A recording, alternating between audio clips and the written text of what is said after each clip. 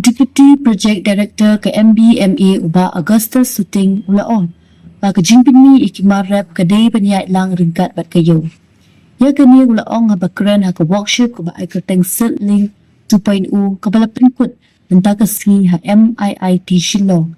Ya kini ke workshop la pelong dah customize energy. Kini kadai kumsi benta ban kenti kam thanjan bat penmi ikijajan bapir napok kani ke jila torihi barok kawai.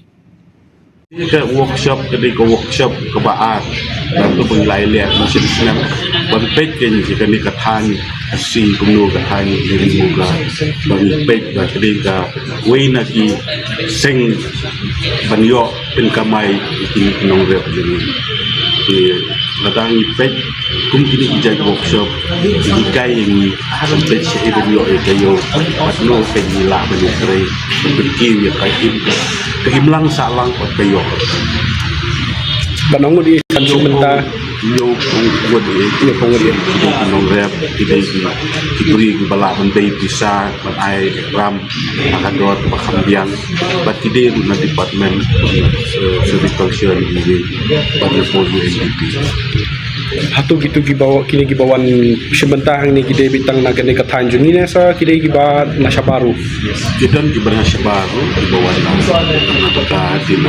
di itu silput but the participant sebun di state materi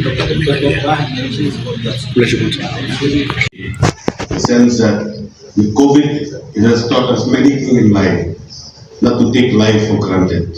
It made us to look at, a very change of mindset, where positive becomes negative and negative becomes positive.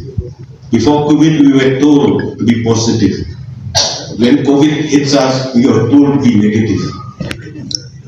So there's a change of mindset.